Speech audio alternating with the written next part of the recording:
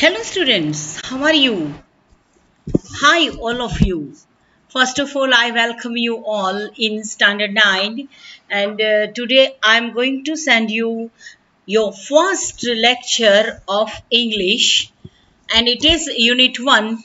The title of the unit is The Fun They Had. But before I start the lesson, I would like to share with you that your ninth is a very important year, friends. In all subjects, ninth is the base of your 10th, 12th and even of your future. So I call it a gateway of your future. मैं इसे आपके future का प्रवेश द्वार बताती हूँ. It is the gateway of your future. Friends, English is a very sweet language. English is very important from the point of view of exam also. And it is very important for your career also. For example, if you are interested in making your career by giving competitive exam, there also you will need English. English is an international language. English is a language of knowledge. And that's why you must be the master of English. The first and foremost thing you must do is to do good handwriting. To improve your handwriting is a very important thing, friends. Presentation is the basic thing to get marks in Gujarat board. Today you are in ninth, but within a few months you will there be in standard 10th. And to get marks in standard 10th, you will need to improve your handwriting. You will need to improve your presentation also. So friends, get set and go. I'll teach you all the units from the point of view of your 10th. आप भूल जाइए कि आप 9th में हो. आप 10th में आ गए हो, इसी तरह आपको सभी lessons पढ़ने हैं. Okay, so wish you once again all the best, all the best, all the best and get ready friends. The first unit is the fun they had. But before you read, let's have some exchange of thoughts. The story we shall read is set in the future. जो story यहाँ पे आप हम पढ़ने वाले हैं ये future में सेट कर दी गई है. When books and schools as we now know them will perhaps not exist. ये फ्यूचर की बात है और आज हम जिस तरह स्कूल में पढ़ते हैं और जिस तरह की बुक्स हम पढ़ते हैं ऐसी बुक्स ऐसे स्कूल एग्जिस्ट नहीं होगी, इसका अस्तित्व नहीं होगा. तो फ्रेंड्स मैं आपको एक बात और बता दूं कि आप इंग्लिश की एक CW रेडी करोगे तो आपको अच्छे से उस पे कवर लगाना है. ब्राउन कलर का कवर होगा. गुड हैंडराइटिंग में आपका नेम लिखा होगा. Sorry friends. And then you will have to write the title of the unit. First of all, lesson number 1, the fun they had. And उसके बाद आपको लिखने हैं हार्ड वर्ड्स. तो पहला हार्ड वर्ड आएगा एग्जिस्ट, तो इसका हिंदी मीनिंग रहेगा अस्तित्व होना. तो ये आपको लिखना है. How will children study then? Okay, आप बोल रहे हो कि स्कूल नहीं होगी तो बच्चे पढ़ेंगे नहीं. How will the children study then? तो ये फ्यूचर टेंस का सेंटेंस है. How will the children study? The verb of this sentence is will study. It is a future tense. The diagram below may give you some ideas. अब next slide में आपको एक diagram दिखाया गया है. तो फ्यूचर की स्कूल कैसे होगी? तो पहले तो लर्निंग थ्रू कंप्यूटर्स. तो आज आप ऐसे ही पढ़ रहे हो. कोरोना ने हमें ऐसे दिन दिखा ही दिए कि जहां पे हम कंप्यूटर्स और मोबाइल फोन के द्वारा पढ़ते हैं. फिर होगा वर्चुअल क्लासरूम. ये देख रही है, ये क्लासरूम है, ये वर्चुअल क्लासरूम है. फिर टीचर्स हमारे जैसे पीपल नहीं होंगे लेकिन रोबोटिक टीचर्स होंगे.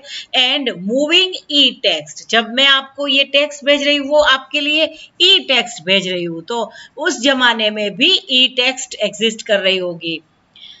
So in pairs, discuss 3 things that you like best about your school and 3 things about your school that you would like to change.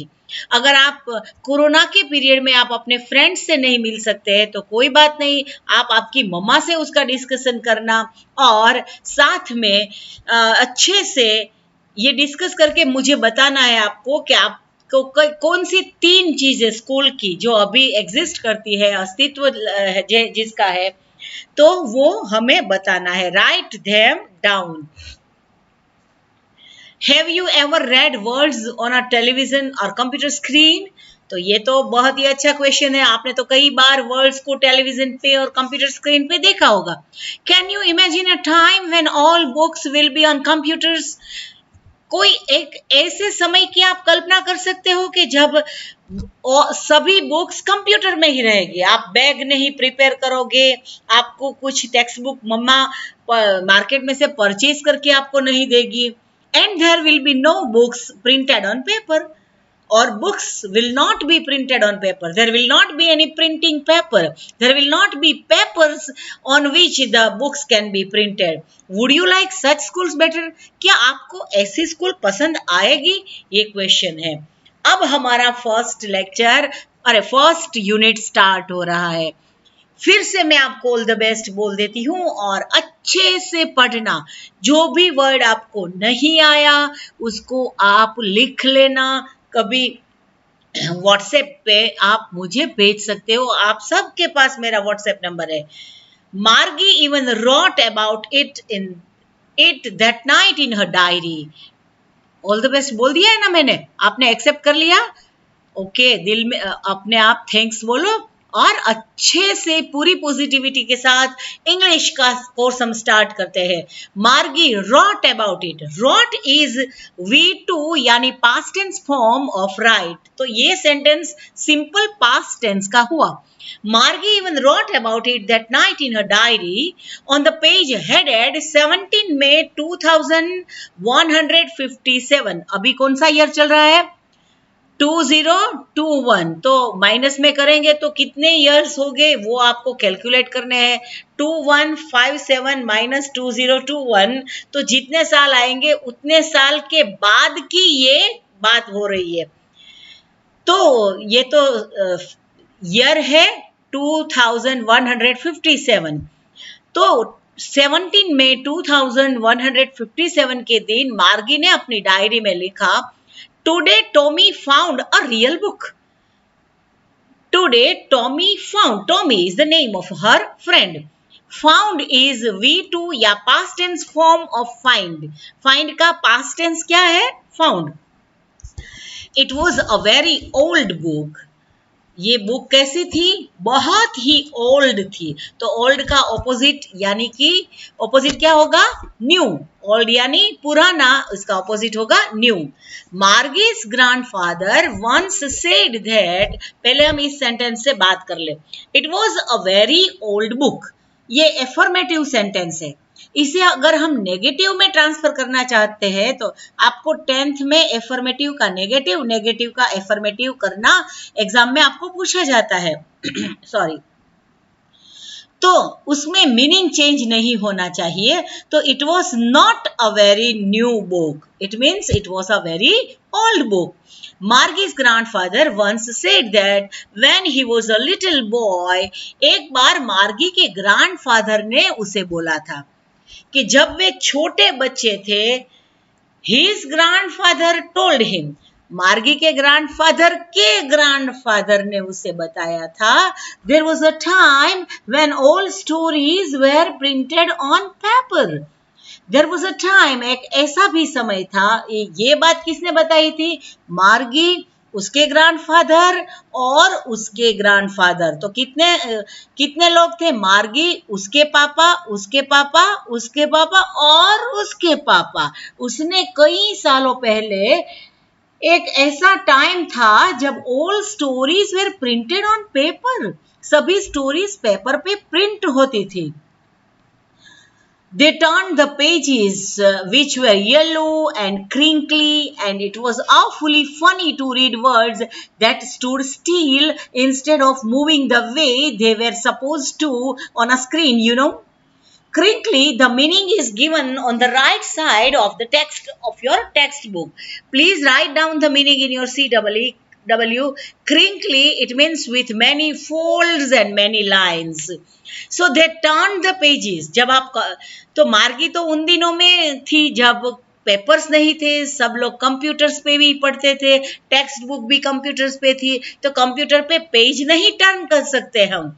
और पेजेस भी कैसे थे? Yellow and crinkly. It means with folds and lines. So they were not neat paper and it was awfully funny to read words that stood still.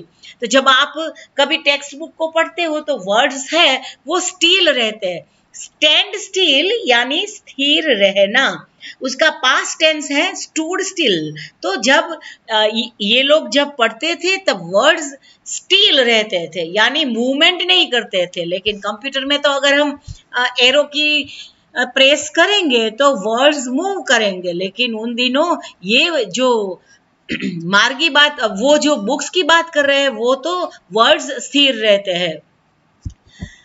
हाँ, it was awfully funny to read words that stood still instead of moving the way they were supposed to on a screen, you know. जैसे हम screen पे कभी हमारे lines को हम left side पे ले जाते हैं, कभी राइट साइड पे ले जाते हैं, तो हम ऐसा नहीं कर सकते. ये वर्ड्स तो ऐसे स्थिर रहते थे जब पुराने दिनों में, यानी कि हमारे एज में, ये हमारी बात ही कर रहे होंगे. तो and then when they turn back to the page before it had the same words on it that it had when they read it the first time. So words है बुक्स में सेम रहते थे, कोई changes नहीं होते थे. तो यहाँ पे तो हम एंटर की दबाते हैं तो फिर पूरा पेज चला जाता है, नया पेज आ जाता है कंप्यूटर पे. But when they turn back to the page, वो पेज को बैक करते थे, it had the same words on it and that it had when they read it first time. तो उसको बहुत ही आश्चर्य हो रहा था. Gee, said Tommy. Gee is the expression of dislike. He didn't like it. What a waste. ये तो कितना बड़ा waste होगा. When you are through with the book, you just throw it away, I guess. जब आपने कोई एक book को फिनिश कर ली, बुक को पढ़ लिया, तो फिर आप बुक को फेंक देते हैं. Naturally you don't keep the all the, because आपको आपकी फर्स्ट वाली बुक आपके पास है नहीं होगी. A television screen must have had a million of books on it, and it's good. A television screen must have had a million books on it, and it's good for plenty more. और हमारे computer screen पे, television screen पर तो millions of book रही होगी. I wouldn't throw it away. मैं तो उसे नहीं कभी थ्रो करूँगा. Same with mine, said Margie. She was 11 and hadn't seen as many telebooks as Tommy had. मार्गी थोड़ी छोटी थी और उसने टॉमी की जितनी ई बुक्स नहीं पढ़ी थी, फिर भी वो बोल रही थी कि मैं भी अपनी ई बुक्स को, टेलीबुक्स को थ्रो नहीं करूंगी. He was 13. So what was the age of Margie? Margie was just 11 years old and Tommy was 13. She said, where did you find it? तो फिर आपने, अभी वो बुक की बात चल रही है जो कई सालों पहले, यानी कि हमारे समय में लोग बुक्स पढ़ते थे. In my house, he pointed without looking because he was busy reading in the attic. वो तो पढ़ रहा था, तो उसने पूछा कि आपको बुक्स कहाँ पे मिली? हाँ, मेरे घर में मिली और in the attic. Right side में एटिक का मीनिंग बताया गया है. Attic is a space just below the roof used as the store room. Please write down the meaning in your CW. In the attic, what is it about? ये book का topic क्या है? ये जो आप बुक पढ़ की बात कर रहे हो बार बार, कि जहाँ पे वर्ड्स मूवमेंट नहीं कर रहे थे, येलो पेजेस होते हैं, वर्ड्स स्टील रहते हैं, ये कैसा हो रहा है? तो मुझे तो बताओ कि उसका टॉपिक क्या है, किस चीज पे, ये सब्जेक्ट क्या है बुक का?